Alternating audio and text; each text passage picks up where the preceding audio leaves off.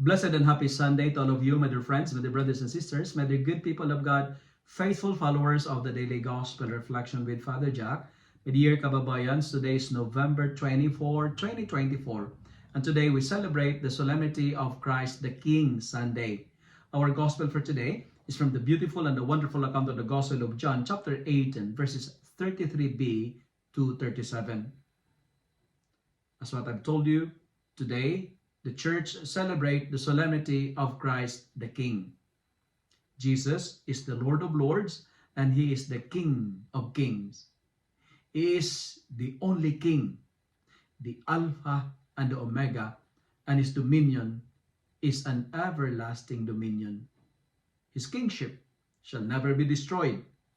His name is Jesus, but His kingdom does not belong to this world. Today, by the way, marks also the end of the ordinary time of the liturgical calendar, because next Sunday is the new season in the church. Next week, we begin another beautiful season in the liturgical calendar, and that is the season of Advent. My dear friends, my dear brothers and sisters, my dear good people of God, Christ the King Sunday reminds us that there is a king who is in complete control of everything and everyone. We are reminded today that we are not controlled by the rulers of this earth. We are not controlled by the authorities of this world. We are not controlled by our weaknesses. We are not controlled by our addictions. We are not controlled by others. And it's good to ask ourselves as we celebrate the solemnity of Christ the King Sunday today, who controls your life? Are you controlled by your pride? Are your life controlled by your impurities? Controlled by anger? Controlled by vices, fear, and sin? My dear friends, do not allow these things be the king of your life. Do not allow others to control the beautiful direction of your life.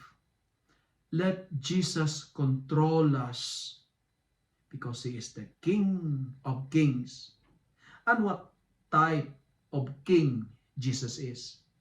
You know, Jesus is not a political leader, but a suffering servant. He came not to seek power. He came not to ask for prestige. He came not to seek for influence, but He came to serve and to save us. And His throne is not a golden chair, but His saving throne is the cross. Through the cross, we are saved. My dear friends, are you really convinced that Jesus is your King? Have you experienced His kingship personally? Now, the gospel reminds us that if we acknowledge that Jesus is our King, we need to listen to His voice. If you acknowledge and profess that Jesus is the King of your life, you need to testify to the truth.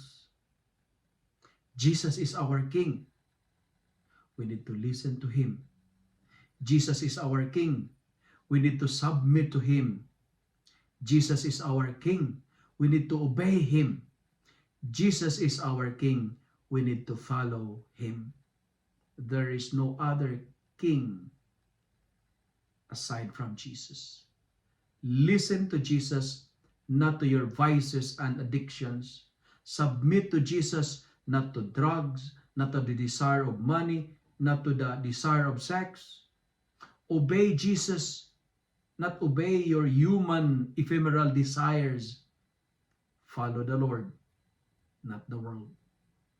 Friends, serve Jesus alone. Listen to Jesus alone.